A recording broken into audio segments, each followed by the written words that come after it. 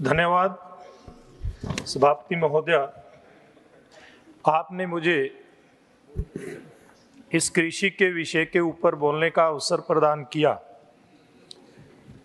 सभा के अंदर जब चर्चा शुरू हुई, कांग्रेस पार्टी के बहुत वरिष्ठ नेता जो हमारे ही प्रदेश से आते हैं, आदरणीय रणदीप सिंह सुरजेवाला ने इस प्रकार की बातें उठाई कि जैसे आजादी के बाद से लेकर के अब तक ज्यादा समय भारतीय जनता पार्टी की सरकार रही हो और वो लोग हमेशा से विपक्ष में बैठ करके उन्होंने राजनीति करी हो।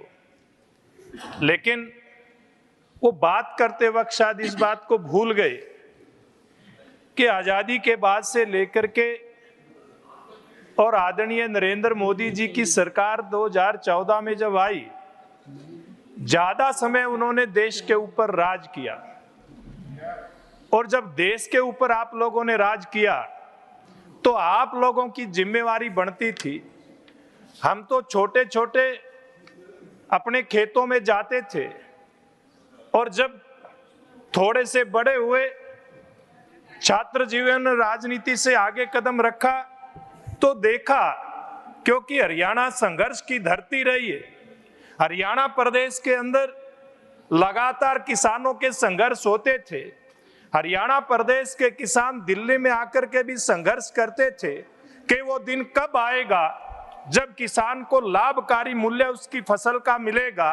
लेकिन दुर्भाग्य हम सब देश के किसानों का, करोड़ों किसानों का, कि देश के ऊपर राज करने वाली पार्टी, सबसे ज्यादा राज करने वाली पार्टी जो आज भारतीय जनता पार्टी, नरेंद्र मोदी जी, इनके ऊपर उंगली उठाती है कि किसान को उसकी फसल का लाभकारी मूल्य नहीं मिलता।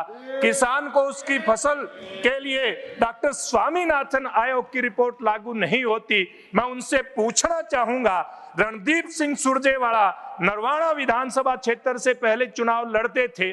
टोहाना के अंदर, पड़ोस में मेरा विधानसभा क्षेत्र, वहां पर इनकी सरकार के अंदर किसानों के ऊपर गोलियां चली थी, लाठी चली थी, तब ये लोग कहां थे? हरियाणा के अंदर टोहाना कांड हुआ, हरियाणा के अंदर मंडियाली कांड हुआ, पलवल के पास फरीदाबाद कांड हुआ, कितने कांड हुए। आप लोग हरियाणा के अंदर सत्ता के अंदर है, तब आप लोग कहां थे? और जो टोहाना कांड हुआ था आपकी विधानसभा क्षेत्र के बिल्कुल बराबर में, मैं उसका प्रत्यक्षदर्शी गवाह हूं। हमने घायल किसानों को उठा करके हॉस्पिटल में लेकर के जाने का काम किया था। मान्यवर सभापति महोदय, केवल कसूर उन किसानों का इतना था कि अपनी धान की फसल की उचित बिक्री की मांग कर रहे थे, उचित मूल्य की मांग कर रहे थे। लेकिन दुर्भाग्य, आज ये घड़ियाली आंसू बहाने वाले किसान के नाम पर इनको जरा भी दया नहीं आई थी किसानों के ऊपर लोठी लाठी और गोली चलाते हुए। इतना ही नहीं है, अनेकों बार कितने ही ऐसे उदाहरण उठा करके देख लीजिए इनकी सरकारों में, इसी प्रकार से किसान के साथ व्यवहार होता था। लेकिन सौभाग्य से जब देश के अंदर श्रीमान अटल बिहारी वाजपेयी जी की सरकार बनी, उस समय से किसान की चिंता करनी शुरू हुई थी। एक तरफ किसान को लाभकारी मूल्य मिले, दूसरी तरफ किसान की लागत मूल्य कम करने के लिए, चाहे उसको किसान क्रेडिट कार्ड दे करके सस्ते ब्याज पर उसको ऋण उपलब्ध करवाने की बात हो, चाहे समय के ऊपर, कम रेट के ऊपर डीएपी और यूरिया उपलब्ध कराने की बात हो, ये अटल बिहारी वाजपेयी जी की सरकार के समय से शुरू हुआ था। और अब ये पूरा नरेंद्र मोदी जी की सरकार के समय में इसके ऊपर काम आगे बढ़ रहा है। सभापति महोदय, अगर हम इस सरकार की बात करें, मुझे याद है मैं भी किसान मोर्चा का कार्यकर्ता होने के नाते हम गांव-गांव में जाते थे, किसानों के बीच में कार्यशाला करते थे और किसान को प्रशिक्षित करते थे कि सरकारों से मांग करो, लागत के आधार पर 50% मूल्य उसमें लाभ के रूप में जोड़ करके किसान को मिलना चाहिए। अगर उस सपने को साकार करने का कोई काम किया तो देश के प्रधानमंत्री नरेंद्र मोदी जी के नेतृत्व में आज हमारी सरकार 2014 के बाद अब तक 1.5 गुना से लेकर के 2.5 गुना अलग अलग फसलों का रेट बढ़ा करके देने का काम हमारी सरकार ने किया। और मेरे से पहले बहुत सारे वक्ताओं ने बताया कि किस प्रकार से कांग्रेस पार्टी की सरकार जब इस देश के अंदर थी, कैबिनेट के नोट भी रद्दी की टोकरी में डाल दिए जाते थे और ये कह दिया जाता था कि अगर किसान को 50% लाभकारी मूल्य लागत के अंदर जोड़ करके दे दिया गया तो बाजार विचलित हो जाएगा। इन लोगों को उस बाजार की चिंता थी, किसान की चिंता नहीं थी। जिस किसान की चिंता आदरणीय नरेंद्र मोदी जी ने करने का काम किया।